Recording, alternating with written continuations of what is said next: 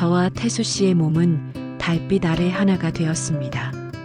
옷자락이 벗겨져 바스락거릴 때마다 심장은 더욱 빠르게 뛰었어요. 피부가 맞닿고 숨결이 얽히는 순간 60년 인생 모든 감각이 되살아났습니다. 태수 씨의 거친 손길이 제 몸을 더듬을 때 지금껏 한 번도 경험하지 못했던 전율이 찾아왔어요. 온기가 서로 섞이는 순간 나이도 과거도 모두 잊혀졌습니다. 태수 씨의 품 안에서 저는 다시 여자로 깨어났죠. 우리의 그 밤은 진실했고 깊은 열정이 불타올랐어요. 저희들의 이야기가 궁금하시다면 좋아요, 구독, 알림 설정 눌러주시고 댓글 남겨주시면 여러분에게 큰 행운이 찾아갈 거예요. 저는 심연아입니다. 남편이 떠난 후 집안은 너무 조용해졌습니다. 벽시계 초침 소리가 귓가를 때리는 밤이면 30년 함께한 사람의 빈자리가 더 크게 느껴졌죠.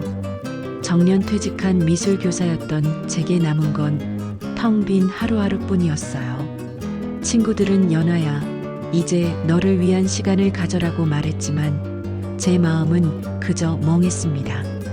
그러던 어느 날 대학 동기 미경이가 전화를 걸어왔습니다. 연아야, 강원도에 좋은 도자기 공방이 있대. 2박 3일 체험 클래스가 있는데 같이 갈래? 처음엔 거절했어요. 흙이라니 제 손에 묻히고 싶지 않았습니다. 하지만 미경이의 끈질긴 설득에 결국 짐을 쌌죠. 변화가 필요해, 연아야. 강원도 산속 작은 마을에 도착했을 때 공기가 달랐어요.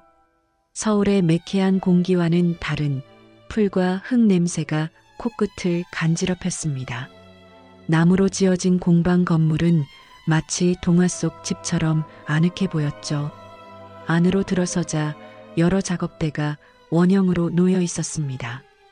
우리 같은 수강생이 10명 정도 모였어요. 안녕하세요. 저는 이번 클래스를 진행할 김도윤입니다. 모두 편안한 마음으로 흙과 대화해 보세요. 젊은 강사의 인사가 끝나고 각자 자리에 앉았습니다. 그때였어요. 제 옆자리에 조용히 앉은 남자를 처음 본 건 다른 사람들과 달리 혼자 온 듯했고 머리가 희끗한 남자는 말없이 앉아 흙을 바라보고 있었습니다. 첫 시간 기본적인 도자기 만드는 법을 배웠죠. 흙을 반죽하고 공기를 빼고 손으로 모양을 만드는 과정이 생각보다 어려웠어요. 제 손은 흙과 싸우는 것 같았습니다. 옆을 힐끗 보니 그 남자는 이미 완벽한 원형을 만들고 있었어요. 손놀림이 너무 자연스러워서 전문가 같았습니다. 어렵네요. 제 말에 그는 잠시 고개를 들었습니다. 깊은 주름 사이로 조용한 눈빛이 느껴졌어요. 천천히 하면 됩니다. 짧은 대답과 함께 그는 제 흙을 살짝 만졌습니다. 그의 손길이 닿은 자리에서 흙이 말을 들었어요. 이상하게도 심장이 빠르게 뛰었습니다. 저 성함이? 용기를 내어 물었죠. 강태수입니다. 짧게 대답하고 다시 자신의 작업에 몰두했습니다. 태수의 손가락은 마치 피아니스트처럼 섬세하게 흙과 대화하는 것 같았어요. 60대 초반으로 보이는 그의 옆 얼굴은 조각상처럼 고요했습니다. 오후가 되자 더 어려운 기법을 배웠어요. 물레를 돌리며 흙을 올리는 작업이었습니다. 너무 세게 누르면 무너지고 너무 약하게 잡으면 형태가 잡히지 않았죠. 세 번째 실패 후 저도 모르게 한숨이 나왔습니다. 괜찮아요. 다시 해보세요. 옆에서 태수의 목소리가 들렸어요. 그가 슬쩍 제 손 위에 손을 얹었습니다. 순간 전류가 흐르는 것 같았어요. 그의 손은 따뜻했습니다. 이렇게 천천히 흙이 올라가기 시작했어요. 마치 마법처럼 제 손 아래서 형태가 만들어졌습니다. 그의 손이 떨어진 후에도 그 온기는 남아 있었죠. 감사합니다. 작은 목소리로 말했어요. 태수는 미소 대신 고개를 끄덕였습니다. 그 순간 제 가슴 속 어딘가에서 오랫동안 잠자던 감정이 꿈틀거리는 것을 느꼈어요. 마치 흙 속에서 싹이 트는 것처럼 말이죠. 첫날이 끝나고 모두 함께 식사를 했습니다. 미경이는 다른 친구들과 금세 어울렸지만 저는 자꾸 태수를 찾게 되었어요. 그는 구석에 조용히 앉아 식사를 하고 있었습니다. 왜인지 그 고요함이 위로가 되었어요. 1년 동안 느껴보지 못한 이 설렘은 뭘까요? 나이 들어 다시 느끼는 감정이 부끄럽기도 했습니다. 도자기 체험 둘째 날 아침이 밝았습니다. 창문을 열자 산속 맑은 공기가 폐부 깊숙이 들어왔어요. 새벽 이슬에 젖은 풀냄새가 상쾌했죠. 어제의 실패에도 불구하고 오늘은 뭔가 할 수 있을 것 같은 기분이 들었습니다. 아침 식사 시간, 태수는 혼자 앉아 조용히 밥을 먹고 있었어요. 그런 그를 바라보는 내 마음이 이상하게 설레었습니다. 이런 감정은 정말 오랜만이었죠. 남편과 처음 만났을 때도 이랬던가. 기억이 가물가물했어요. 오전 수업은 물레 작업의 심화 과정이었습니다. 태수는 다른 사람들보다 월등히 뛰어난 실력을 보였어요. 마치 흙과 대화하듯 손끝으로 원하는 모양을 만들어냈죠. 강사도 그의 작품을 보고 감탄했습니다. 정말 대단하세요. 전에도 해보셨나요? 태수는 쑥스러운 듯 고개만 끄덕였어요. 그의 겸손한 모습이 더 매력적으로 느껴졌습니다. 나는 여전히 물레와 씨름 중이었죠. 그때 태수가 슬며시 다가와 도움을 주었어요. 이렇게 힘을 배분하면 좋습니다. 그의 손이 다시 제 손 위에 올라왔습니다. 이번엔 어제보다 더 오래, 더 조심스럽게 말이죠. 연아 씨는 손이 섬세하네요. 금방 배우실 거예요. 태수의 칭찬에 얼굴이 뜨거워졌습니다. 나이 들어 이런 감정을 느끼다니 스스로가 부끄러웠어요. 하지만 그의 진심 어린 말투에 마음이 녹아내렸죠. 오후에는 각자 만들고 싶은 작품을 구상하는 시간이었습니다. 나는 단순한 찻잔을 만들기로 했어요. 태수는 꽃병을 만들고 있었죠.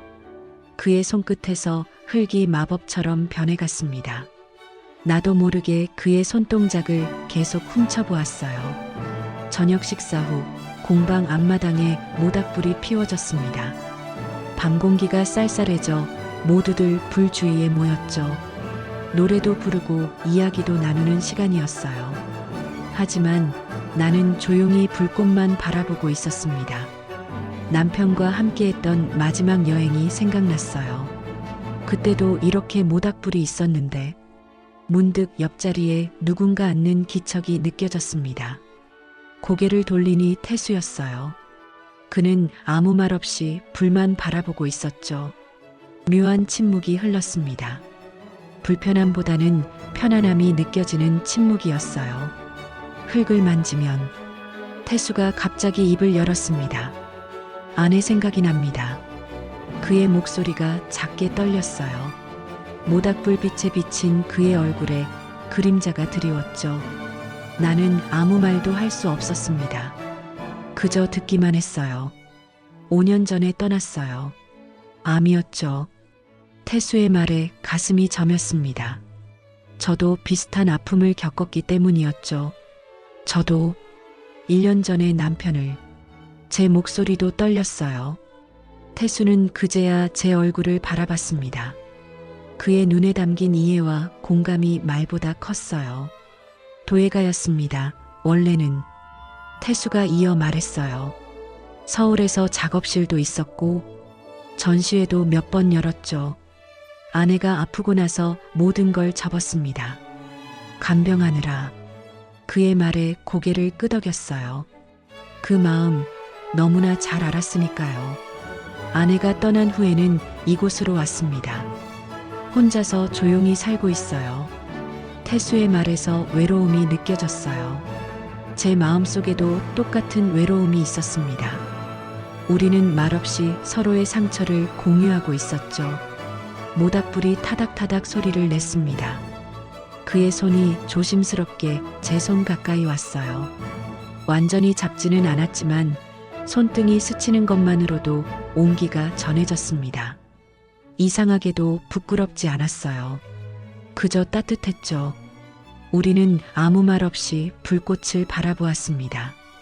가끔은 침묵이 천마디 말보다 더 큰 위로가 된다는 걸 그날 밤 다시 한번 느꼈어요. 도자기 체험 마지막 날 아침, 창문 너머로 비가 내리고 있었어요. 빗방울이 유리창을 타고 흘러내리는 모습이 제 마음처럼 울적했습니다. 어제 만든 첫 찻잔을 굽기 위해 가마에 넣었거든요. 태수의 도움으로 겨우 완성한 작품이었죠. 가마에서 꺼낸 작품들을 확인하러 서둘러 공방으로 향했습니다. 연아 씨, 이쪽이에요. 강사가 제 이름을 부르며 가마에서 꺼낸 작품들이 놓인 테이블로 안내했어요. 하지만 제 찻잔은 보이지 않았습니다. 제 작품은요? 불안한 마음에 물었죠. 강사의 표정이 난처해졌어요. 죄송합니다. 가마 안에서 균열이 생긴 것 같아요. 냉각 과정에서 깨졌습니다.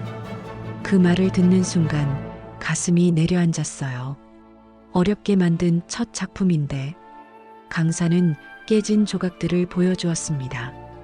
완전히 산산조각 났더군요. 괜찮아요.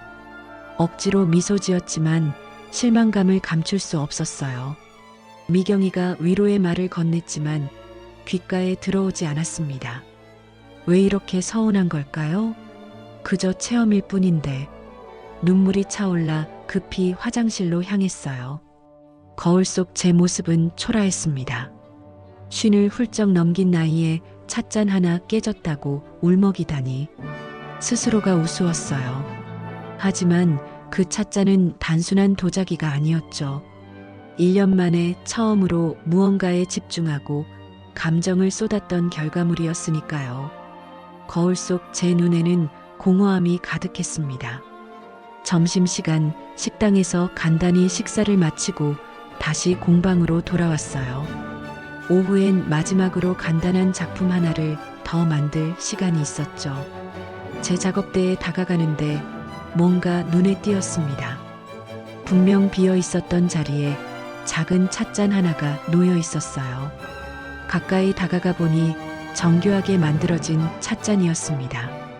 옅은 청자색으로 단아하면서도 따뜻한 느낌이 드는 작품이었어요.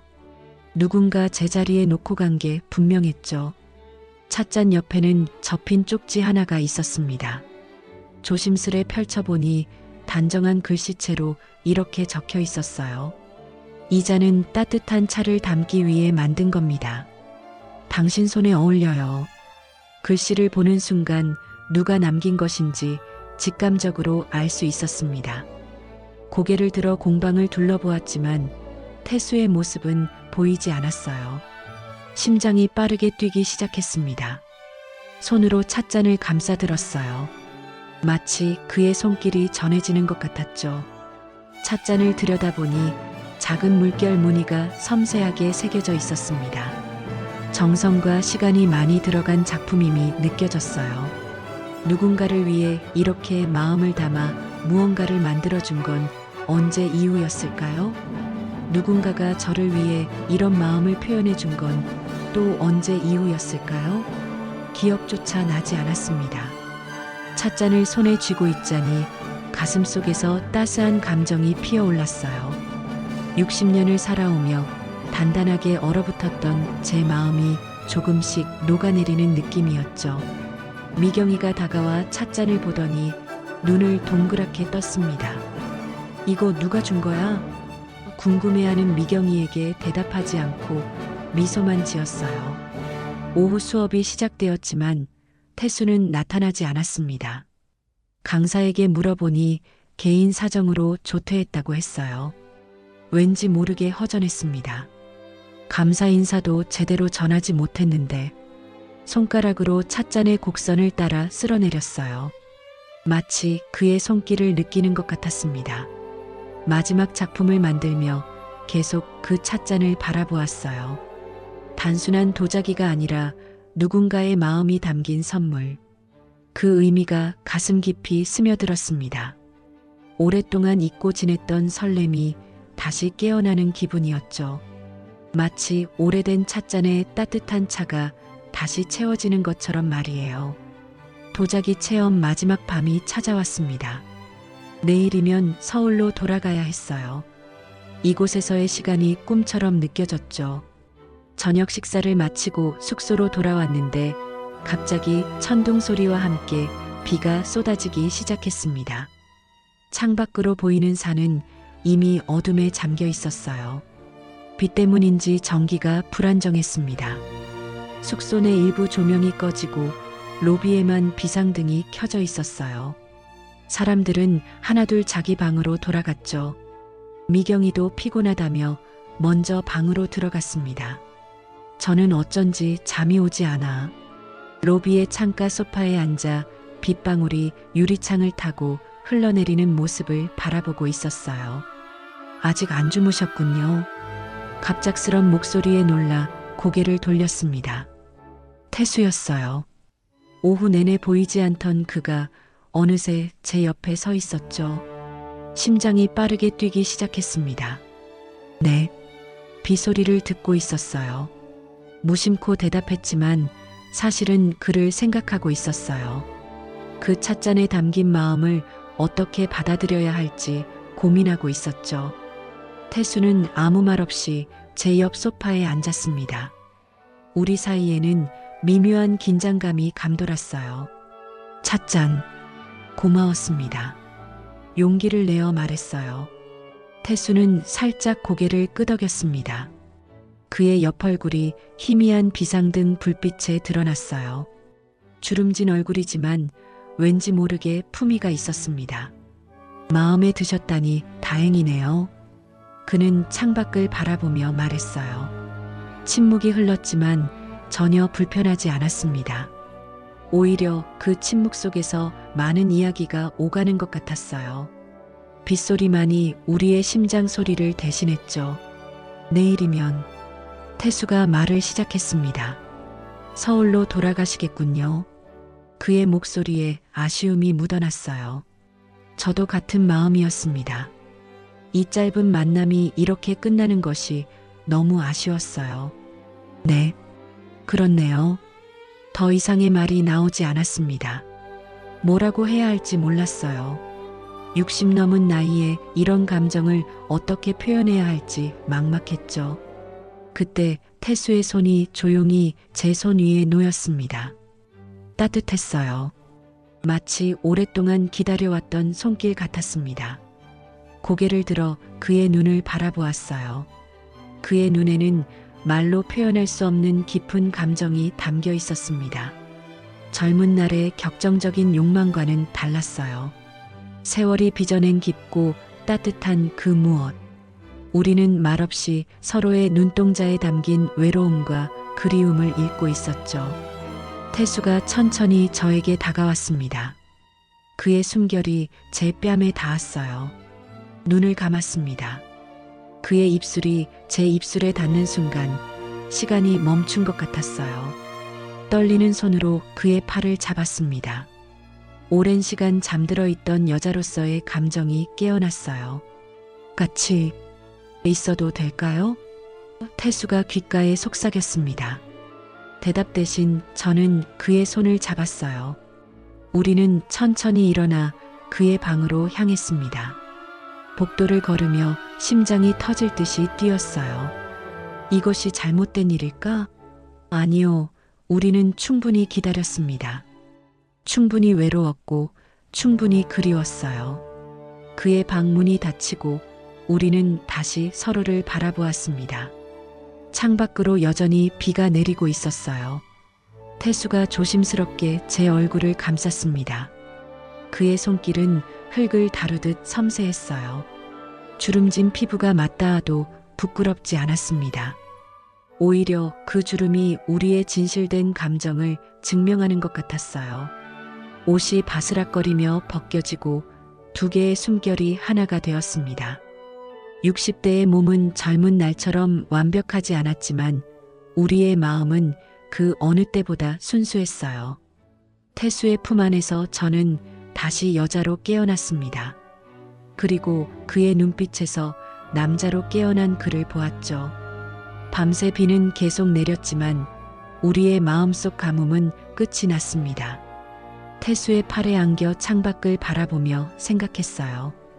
인생의 가을에 찾아온 이 느낌은 봄의 설렘과는 달랐습니다. 더 깊고 더 따뜻했어요. 그의 심장 소리를 들으며 편안하게 눈을 감았습니다.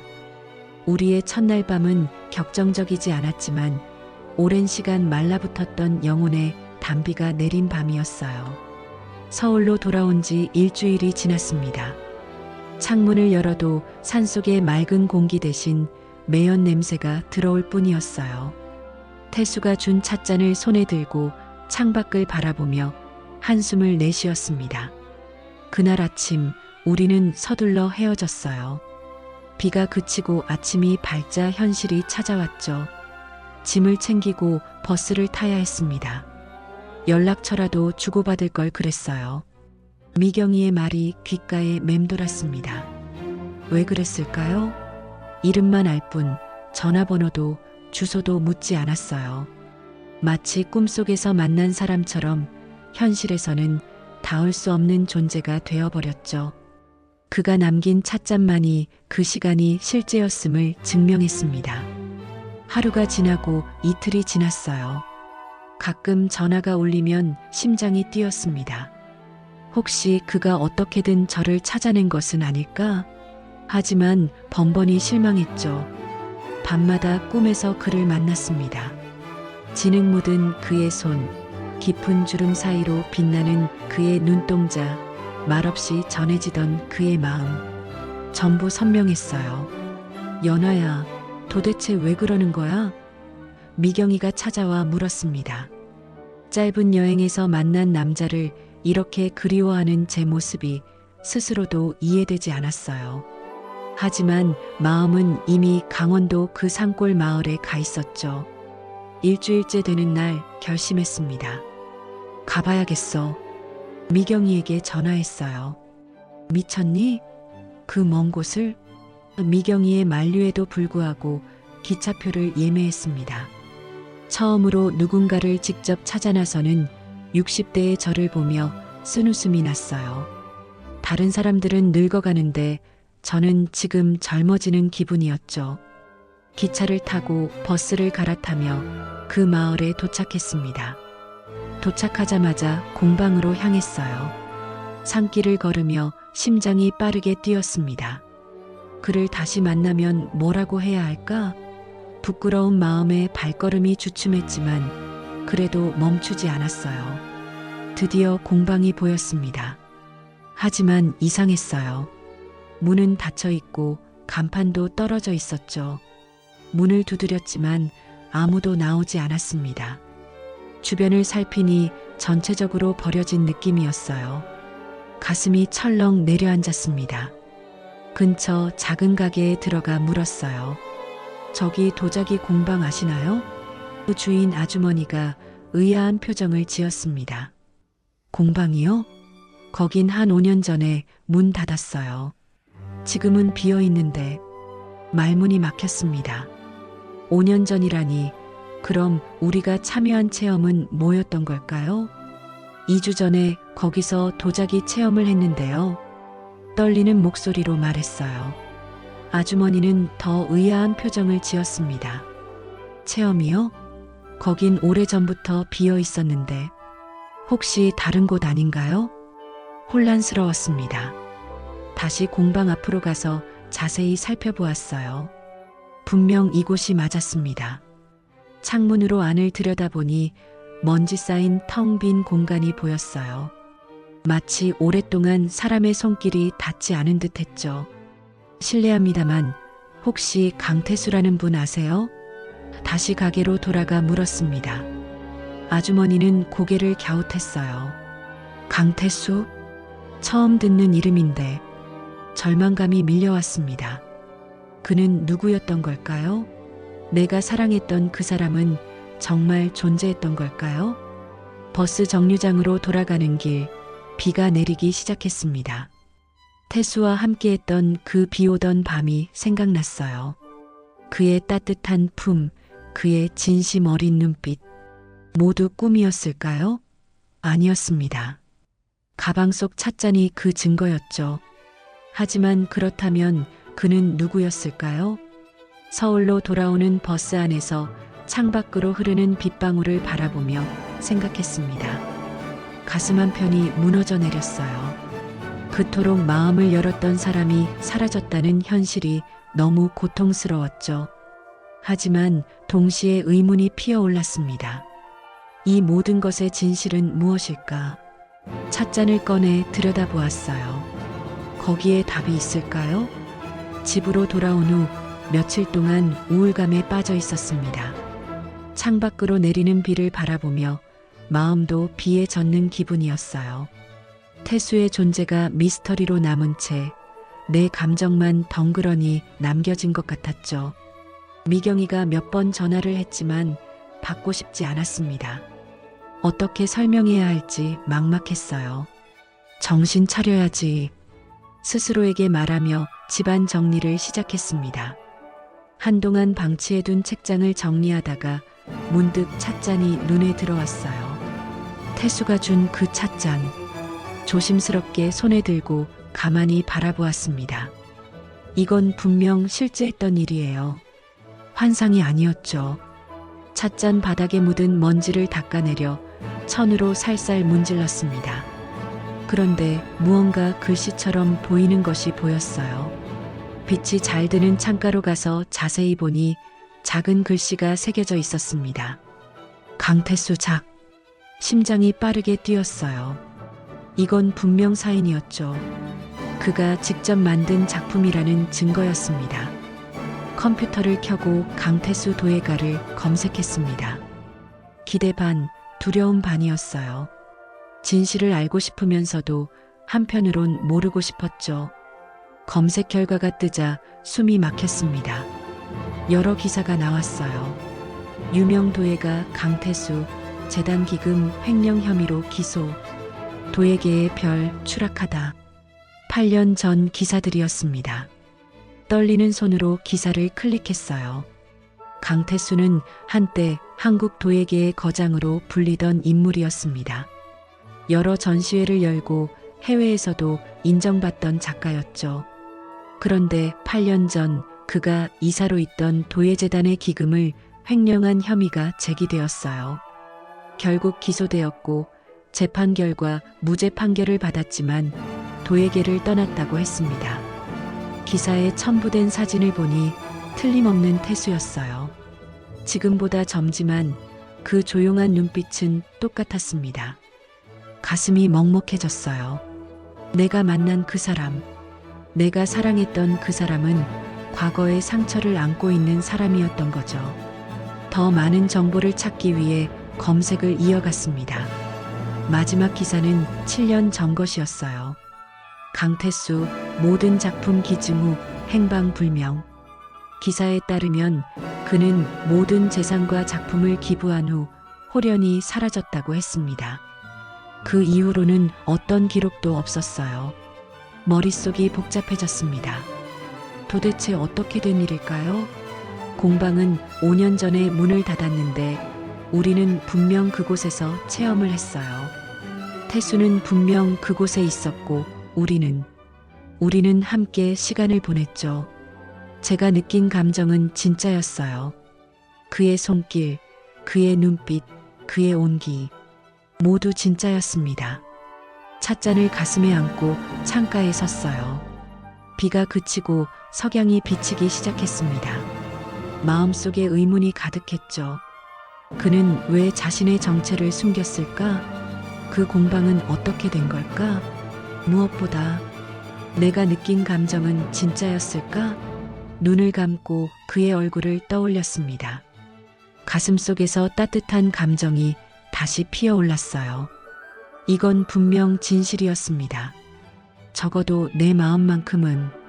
태수의 과거를 알게 된 후로 마음이 더 복잡해졌습니다.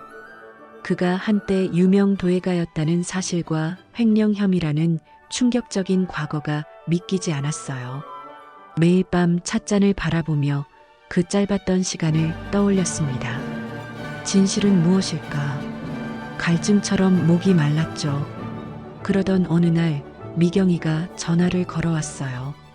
연아야, 강릉에 도자기 축제가 열린대. 우리 갈래? 처음엔 거절하려 했습니다. 하지만 문득 이게 기회일지도 모른다는 생각이 들었어요. 도예에 관심 있는 사람들이 모이는 곳이라면 어쩌면 태수에 대한 정보를 얻을 수 있을지도 모르죠. 그래, 가자. 미경이가 놀란 목소리로 되물었습니다. 정말? 내가 선뜻 응하다니 의외인데. 사실 저도 의외였어요. 하지만 마음 한구석에선 그를 다시 만날 수 있을지도 모른다는 기대가 자라고 있었습니다. 강릉 도자기 축제장은 사람들로 북적였어요. 다양한 도예가들의 작품이 전시되어 있었고 현장에서 시연도 진행되고 있었죠. 미경이와 천천히 부스들을 둘러보았습니다. 가끔 머리가 희끗한 남자를 보면 심장이 쿵쾅거렸어요. 하지만 번번이 실망했죠. 점심을 먹고 다시 축제장을 돌아다니던 중 구석진 곳에 마련된 작은 부스가 눈에 들어왔습니다. 사람들의 관심을 끌지 못했는지 한적했어요. 그곳에서 혼자 도자기를 만들고 있는 남자의 뒷모습이 낯익었습니다. 심장이 요동쳤어요. 미경아, 잠시만 기다려. 말하고 그 부스로 걸어갔습니다. 다리가 떨렸어요. 가까이 다가가니 틀림없었죠. 태수였습니다. 그는 여전히 흙과 대화하듯 물레를 돌리고 있었어요. 제 그림자가 들이오자 그제야 고개를 들었습니다. 연아 씨, 그의 눈이 커졌어요. 놀란 표정이었지만 어딘가 기다리고 있었다는 듯한 눈빛이었습니다. 말문이 막혔어요. 준비했던 질문들이 모두 증발해버렸죠. 어떻게 여기서? 간신히 말을 이었습니다. 태수는 천천히 손을 닫고 일어섰어요. 우연이네요. 그의 목소리는 그때처럼 조용했습니다.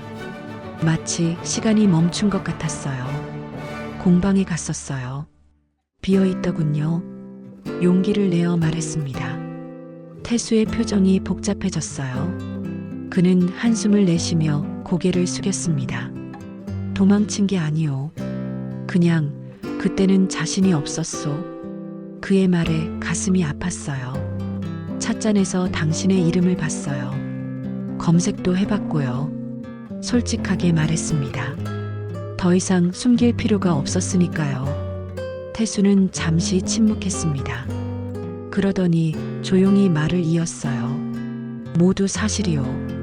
한때 저는 도예가였고 실수도 했죠.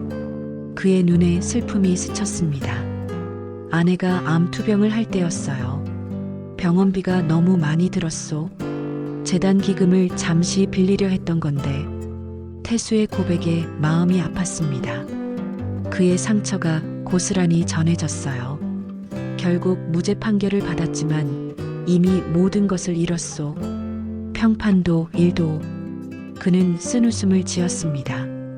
그래도 후회하진 않아요. 아내를 위해서였으니까. 눈물이 차올랐습니다. 그의 진심이 느껴졌어요. 그럼 공방은요? 그곳은 어떻게 된 거죠? 궁금증을 참을 수 없었습니다. 태수는 작은 미소를 지었어요. 그곳은 예전에 제가 운영하던 곳이었소. 이제는 가끔 혼자 가서 작업할 뿐이죠. 공식적으로는 문을 닫은 지 오래됐어요. 모든 것이 이해되기 시작했습니다. 그날의 체험, 그날의 만남, 모두 우연이 아니었어요. 미경이가 멀리서 손을 흔들었습니다. 하지만 저는 태수의 눈만 바라보고 있었어요. 과거의 실수보다 중요한 건 지금 이 사람의 진심이었습니다. 축제장에서 태수를 다시 만난 후 우리의 관계는 새로운 시작을 맞이했습니다. 처음에는 조심스럽게 전화번호를 주고받고 가끔 만나 차를 마시며 이야기를 나눴어요. 그의 과거를 알게 된 후에도 제 마음은 변하지 않았습니다. 오히려 더 깊어졌죠. 그의 상처와 아픔을 이해하게 되었으니까요. 어느 가을날 태수와 함께 제 아파트 베란다에 앉아 석양을 바라보고 있었습니다. 그는 여전히 말수가 적었지만 눈빛으로 많은 이야기를 전했어요. 문득 생각이 떠올랐죠. 태수 씨, 제안이 하나 있어요. 조심스럽게 말을 꺼냈습니다. 태수는 고개를 돌려 저를 바라봤어요. 우리 집 거실이 꽤 넓은데 여기 일부를 리모델링해서 작은 공방을 열면 어떨까요? 같이 말이에요. 태수의 눈이 놀라움으로 커졌습니다. 지금 뭐라고 하셨소? 그의 목소리가 떨렸어요. 저는 용기를 내어 그의 손을 잡았습니다. 다시 시작해요. 우리 함께요.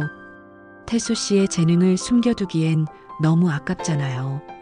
태수는 말없이 창밖을 바라보았습니다. 긴 침묵이 흘렀어요. 혹시 거절할까 불안했죠. 하지만 그는 천천히 고개를 끄덕였습니다. 그래도 될까요? 제 과거는 중요하지 않아요. 지금 그리고 앞으로가 중요하죠. 확신을 담아 말했습니다. 우리는 그날 밤 미래에 대한 계획을 세웠어요. 태수의 눈에서 오랜만에 빛이 반짝이는 것을 보았습니다. 2달 후 제 거실의 절반은 아담한 공방으로 변신했어요. 흙 냄새가 집안을 가득 채웠지만 그 냄새가 좋았습니다.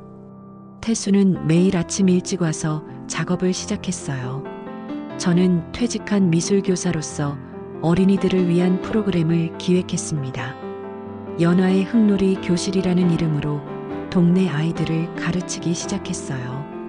태수는 어르신들을 위한 도예 클래스를 열었습니다.